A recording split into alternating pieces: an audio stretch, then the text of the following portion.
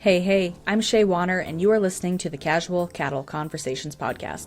Whether you are a seasoned rancher or just curious about the cattle world, this podcast dives into the stories, science, and future of ranching. Let's get started and keep your herd ahead of the herd. Today, we are visiting with Kelly Saunders about fetal programming. Kelly dives into both the practical and technical aspects of this conversation and gives ranchers a lot to think about. So, let's dive right in. Well, Kelly, welcome back to the show. You're probably one of those people who, since this is your third time on, you're wondering where your co-host cap is, and I still haven't gotten those, but thanks for joining me again. Yeah, of course. It's always a pleasure, Shay. So, to start off, usually I ask people, the first question is, why do you bet on the beef industry? But you actually answered that in a previous question. So, instead, I'm curious, why are you passionate about cattle nutrition? When I went to college, I was going to come home and farm and just follow my dad's footsteps, really and truly. But I always loved cattle. I mean, from the time I was a little bitty boy, I played with all the baby calves in the pen and rode them. And I've just always just been passionate about cattle, period. And that was one of the things that said I would always want to do. And really, when I went to college and got into my master's work, it was just like, wow, I really just enjoy the heck out of this. It answered so many questions that I had in my mind. And just from then on, I just had a real passion, and that drove me to go on to, get my PhD in nutrition and do what I do today. And I think it's just mere love of cattle and the fact that, nutrition plays a vital role in so many aspects of the beef business, from starting today when we're talking about the subject we're going to talk about all the way to cattle hanging on the rail. It's all predicated on good nutrition, and I think that's what I like about it. Absolutely. It's a very important topic for sure.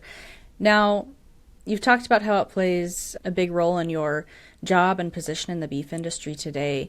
In case listeners missed those previous episodes, can you remind us, what your role is with Westway Feed Products? Today, not only do I work with our tech service team and manage that group, but very instrumental in leading our research efforts and product development efforts as well. And then that ties into my responsibilities on our quality side, as far as quality ingredients, quality of product, things of that nature, because they're all tied together, and so it makes a really nice fit. All right. Now we are going to jump into the topic of fetal programming today.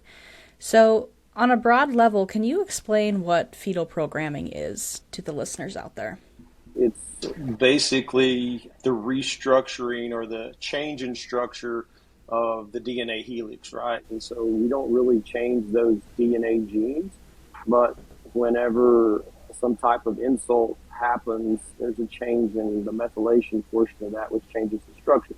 And really all it's doing is taking those particular genes and it's upregulating them or downregulating them. It could be turning them off or turning them on.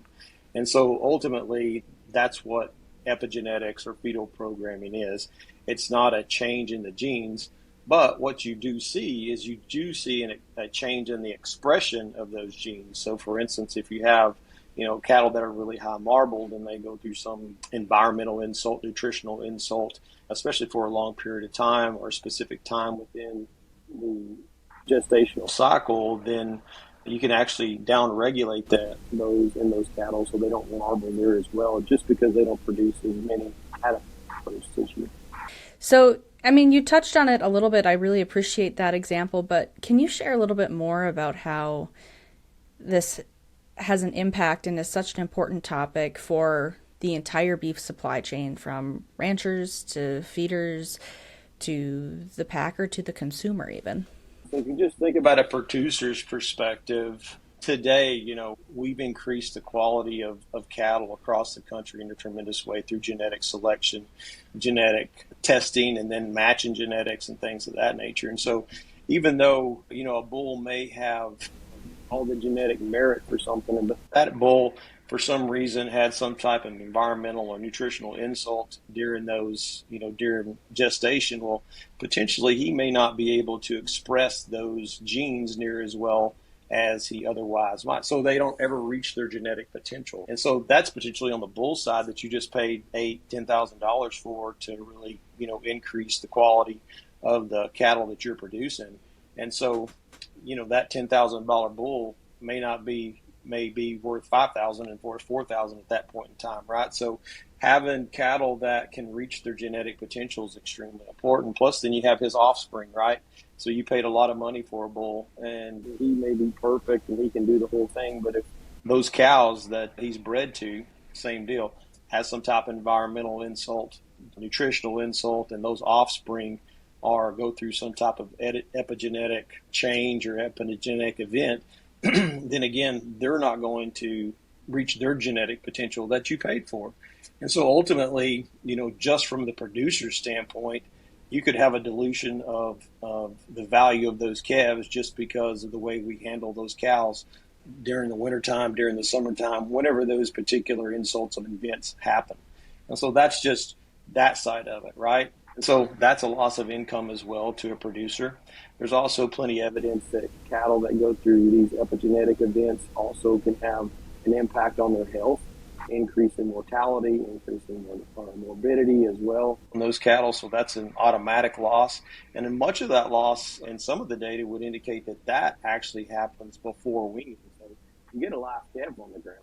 But for whether it's through diarrhea, whether it's through other health events, a lot of those cattle have a higher degree of mortality than, say, their counterparts that their dams were treated, or didn't have those particular epigenetic events. So from winging weight to health, and if those guys are going to be able to keep those cattle and take them all the way to the feed yard, then we have this whole aspect of, do they actually have as good a carcass yield as we would want them to? Because maybe during that particular time, we didn't have the right muscle development, things of that nature, because they were stressed in a particular, especially the middle of gestation, so they don't yield as well. So there's less red meat yield. That affects the producer. That affects the whole packing plan, and affects the price of meat ultimately if it was a wide world event type situation, which that's really not the case.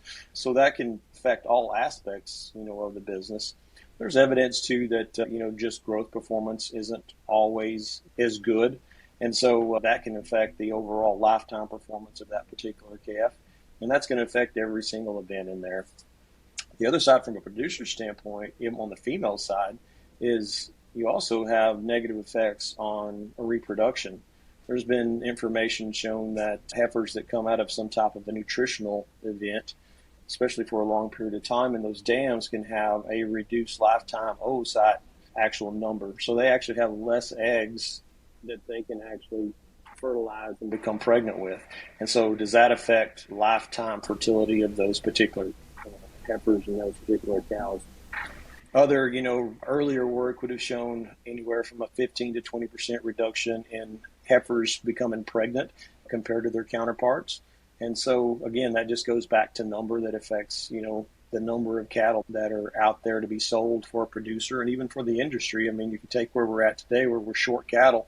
If you had very many of those situations in the country, well, that just reduces our numbers even further. So epigenetics and fetal programming can affect cattle in numerous fashions, right? And from health to performance to the quality of the cattle, quality grade of the cattle, the performance of the cattle, and reproduction of cattle. So it covers a wide array of factors in the beef industry. And a lot of that's just going to be dependent on where that nutritional insult occurred within the gestational cycle. Was it first trimester, middle, in the second trimester, third trimester? All those have a different impact on specific things in those offspring. The other factor is just how long that event and how severe that event will be, right, from a nutritional standpoint. Or environmental, something like heat stress has shown to have very, very similar type of effects. So it affects every segment of our industry through different factors, physiological factors of that animal. If that makes sense. Yeah, it does make sense, and I appreciate the variety of examples that you shared there. Do you want to go more into maybe some examples or statistics, whatever it may be, about what the different impacts can be if those insults, as you called them, happen in that first, second, or third trimester? So initially, if you think about the first trimester of an animal's development, That's really where I think we see the most health events that are, the impact on health the most, because that's when you're going to have all your organs and your heart and your spleen and your liver and your pancreas and all those vital organs are going through development, right? And so during that particular time, there's potential limitations that can limit those developments, or especially when there's not enough nutrients or the right nutrients in order to actually develop that fetus at that point in time, say to develop the heart. There's been some data showed that cattle that had those nutritional insults there didn't have proper heart development. Well, we lose a lot of big cattle, in the summertime, especially up north with, aortic type problems. And those long day deads, they cost the industry a tremendous amount of money. I'm not saying that's exactly what the cause is, but I'm saying, those are potentially some examples that, organs and things like that could cause some problems. Other things from our immune system and how that can potentially be compromised up front during that first trimester because of those things, or other things, or is just another factor that can cause some real financial heartache for producers and for the industry as far as that goes. If you look at the second, and really it's kind of the mix between the second and third trimester, is really when muscle development starts to occur. Muscle development occurs in two phases, really. Initially, phase is somewhere around 90 days to about 200. That particular phase of development is developing the number of muscle fibers that are going to be produced, because once an animal is born, that animal has all the muscle fibers it's going to have for its lifetime. Just like when a calf is born, a female calf is born, a heifer, she is born with the number of oocytes that she's going to have for a lifetime. She can't make any more. And a calf, heifer, or a bull calf is not going to make any more muscle fibers if they're compromised during that time frame in that development. Now, also in that important time is when you start have the initiation of intramuscular fat or adipose tissue that's within the muscle, right? That is that fat that is going to produce the quality grade that we really want. That starts kind of somewhere around that 150-day mark as well. As that just continues to get more and more, so the more fat tissue that we have in the muscle, right, the more opportunity we have to have higher quality grade cattle based on if they have the genetic merit to do that. And so that's one of the things that affect us majorly. The other thing, especially in the last, say, 90 days, that last trimester, is once we've established the number of muscle fibers, then we have hypertrophy, which is basically those muscle fibers starting to get larger, right?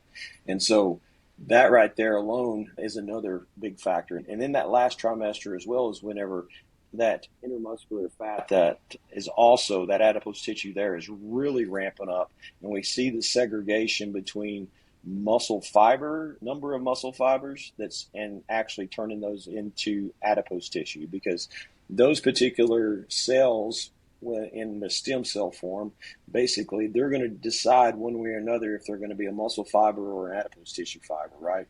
And so those are going to be regulated, two different sections, but they're both regulated based on nutrition and other environmental stressors. And so understanding that piece of the puzzle and how that affects, the growth and physiology of these animals, I think is really important. And it just, again, goes to say, it changes the paradigm in my mind of how we've always thought about, cattle that are pregnant. The first and second trimester of the beef industry, we've always kind of said, well, those little cows can take care of themselves, yada, yada, yada. But it's really important to, especially that last 90 days, because nutrition requirements go up. And they do, because that's when, the majority of growth in that calf is going to occur. And so, that's when you start seeing protein requirements go from, 20% increase all the way up to 100%. They actually double, by the time we get to the end of gestation. And so that really ramps up the requirement right there. Energy requirements is up by 50% by the time that calf is born. And so that's really ramped up. And so those particular things are very important for us to realize. They do need supplementation during that time. And I'm not trying to say they don't. But we also need to take care of those cattle in the first and second trimester as well, because really and truly, those are just as important. We've just never thought of it really as an industry in that fashion, because each developmental phase during gestation has an impact on different aspects of that calf and the performance and the long-term fertility of that heifer as well, or the long-term performance of that steer that's going to be in the feed yard. It's so interesting to me. You talk about this is what's developing first trimester, second, and third, and very important things happening during each period of time. So thank you for explaining that. Now, I kind of want to get to some more practical parts of the conversation. Not that what we discussed wasn't important, but when we're talking about, what steps can ranchers take to ensure that they are meeting the needs of these gestating cows, what are some practical things they can do to make sure that regardless of where that cow is at in her gestation period, needs are being met? I think that's where the rubber meets the road at the end of the day. I think we have to realize there are some events that we can't control. And there are things that we can control. We can control nutrition. We can't control the environment, right? And so, we're going to have droughts. And a lot of times you get in a drought and you're making, as a producer, having to make extremely difficult decisions on how much you're going to feed. Are you just going to try to weather this thing and get out of it? And I remember back in 2010, 2011, when we were in the heart of that particular drought, that, folks were doing that exact same thing. They were just trying to survive. And so we weren't really taking care of cattle probably like we would when in a good market, just because cash flows are a challenge, feed resources are a challenge, things of that nature. And so you're in survival mode. And I remember cattle because I was still consulting at that particular time for producers in a few grow yards and things of that nature. And I remember cattle coming out of that set of calves that year. Those calves had tremendous amount of sickness. We had a high level of death rate. And, you just have to wonder back and think just, the way we had to take care of those cows just to get through that doggone thing probably had a really dramatic impact on the performance of those calves, what the quality of those cattle coming out of the feed yard were. So I think that just proves the fact that, nutrition is a big component of that. But those are things that we can't do anything about from, affecting fetal programming. Heat stress, really hot years, those are other things that we can't really control. I remember during that time frame too, I was consulting for a producer that was a registered seed top producer, and the set of bulls that came out of that year were probably the most genetically merited bulls, that producer had ever bred and raised. But that particular year, we had about 80 something days of temperatures over 100 degrees. And when we scanned those bulls that particular year, those cattle did not scan worth a hoot, even though their genetics would have said so, right? And sometimes you just can't, you're just going to go through those things and you can't help it. But what we can control, is we can control nutrition, and we can control that aspect of it. And so really making sure that we're paying attention to cows' body condition scores, really trying to keep those cows in the body condition score from a 5 to a 6 as best we can, is really important, especially, during those specific times of gestation, and not thinking, oh, well, she's just she's in first, second trimester, I'm not going to worry about her. And when she gets too thin, then I'll do something about it, because really that's when you are potentially creating some epigenetic effects, when cows are losing body condition score because we're not really paying attention to them. There's been some programs out there, Shaye, that's been developed over the years. I've worked with producers on an actual annualized feeding program where we use liquid feed that has a higher fat value to it to be able to keep that product out year round. Initially you think to yourself, oh my gosh, that eat us out of house and home, but that's really not what we found. Once cows are in that body condition score 5 to a 6, they're really much more efficient with nutrients in that window than they are when they're actually in a body condition score 4, 4.5. And so, If you can keep them there, you can keep them there with less feed. And that's kind of what we found out over the last 20 years by working with producers in that particular program. And, having a product out 24/7, 365 days a year, you're allowing those cattle to make some adjustment to their nutrition, as the grass changes. Because the one thing about it, grass in the environment's dynamic. It's always changing. Grass is getting better and then it's getting worse every single day. And typically, in the majority of cow country, when we calve and then when we wean, basically that sets those cattle up for their requirements to be increasing as grass quality is decreasing. So that again just lends to the fact of having something out there and us not actually eyeballing cows saying, I think she's good, or we need to feed an extra pound a day. Because what I've found over the last 25 years of working is that typically by the time you see a difference in that cow, she's already lost a half or a body condition score, and then you're going to try to feed her, and then you're playing catch up at the end of the day, versus allowing those critters to utilize country and make adjustments to their intake from a free choice type product. It's worked really well where we've implemented that. Producers typically increase their conception rates, their weaning weights, things of that nature. And I do think it helps mitigate these epigenetic effects. The other thing that I think is important too is having a really good mineral program out and keeping that particular mineral program out. I've seen anywhere from, just straight salt box or not guys not putting that mineral at all, to just trying to supplement cows during the last trimester or going into breeding instead of keeping that particular, mineral supplement out year round.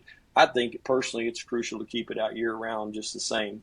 Those animals have a mineral requirement every day of the year, and depending on where they're at in their stage of production or how hard we're pushing those cattle to perform, all is going to be dictated by how, a really good mineral program and how those cattle perform are going to be on this. Again, I think it's a balanced nutrition approach. I think it's really paying attention to body condition score, health. Having a good health program is just as important, right? And so having a good vet on staff to be able to help you with that and make sure, things of that nature are really kind of tidy in your management practices is really important as far as that goes. Nutrition is different around the country. What we do down here in the South is a little bit different how we have to manage cows. In your neck of the woods up north, we don't get, feet of snow. We get inches, and it's usually gone by noon. And you guys get a foot of snow or more, and then it hangs around for all winter long, and that definitely changes. And those requirements change. And so I think, being able to figure out how you do that and how you manage your nutrition program is probably really key as well. It's definitely easier for us in the South than it is in the North. But I will give you guys this. You guys typically have much better hay to supplement cattle with than what we have down here. Our grasses a lot of times are going to be below 5 on crude protein and below, the low 40s in TDN. So really poor quality forages where you guys have better forages. So making sure we're supplementing cows at the time of the year when the development of a fetus is really key is going to be important to keeping any type of epigenetic events or fetal programming events from happening. Okay, so Kelly, you talked about, you have some producers who you encourage to put actually liquid feed out year round because ultimately it is still an affordable option when you're looking at the performance of those cattle and the gains you get there. Even if you don't want to go year round, make sure that there's supplementation during those critical time points when that fetus needs it and is growing. Is there anything else on the nutrition side that we haven't covered today that you want ranchers to be aware of? Or maybe is there something that the industry doesn't talk about enough on the nutrition side related to this fetal programming epigenetic topic? Yeah, the one thing I would add that I didn't mention is I think knowing your forages and knowing when, grass quality gets poor and you could potentially, there's a point in time in grass quality where nutrients become a limiting factor because the grass quality limits how much a cow can eat. And I think knowing when that happens, and that'll always give you a really good indicator of when you need to put the supplement out, right? And you can usually look at stools, and you can look at those stools of those cattle, and they start stacking. You know you're probably short. And so I think knowing grass and knowing how it affects cattle is going to be really important to matching all the other stuff that we talked about. You know, when you really think about it, about the industry as a whole, we talk a lot about nutrition. You know, there's a nutritionist, you know, on every corner, it seems like. So there's a lot of resources out there for producers to be able to tap into. And I think utilizing those resources is a really good practice because a nutritionist can really help you. Even a vet can help you think a little more outside the box. And because a lot of times, even for myself as a producer, I can kind of get tunnel vision on specific things. And, you know, having a buddy of mine come in and look at something always is a helpful thing because it kind of gives me a different perspective on things and makes me think about things a little bit different. So I think using those resources out there are really important. I think tying nutrition to fetal programming and think of it more holistically versus one versus the other because they really are tied together. I think thinking of it that way, talking about it that way is going to be really important going into the future as well because I think there are, like I said earlier, I just think as good a cattle as our seed stock producers are making today and the value that are in those cattle and in those bulls and in those cows, man, it's really tough for you to think that you don't get your genetic value out of them because you mismanage the cattle, even if it's accidentally. And, you know, as an industry as a whole, I still think we have opportunity to take advantage of the real value and genetic potential of cattle. And I don't think we get it out of them today like we can. I think we're better. I think the drought that we went through in 2010, 11, and 12, I think that made everybody better cattlemen. I think we feed better cattle. We feed cattle better today than we did, but I still think we have a ways to go. Well, Kelly, you have shared a lot of insight today. Do you have any final thoughts or resources that you would like to share? There's a ton of resources out there from, you know, your extension agents to NRS agents that are out there that can really help on the ranch and things of that nature. There's a lot of nutritionists out there that are more than willing to jump in and help producers. There's a lot of feed companies out there too that can do a really good job of going in and taking grass samples and, you know, putting proposals together for producers to really help them.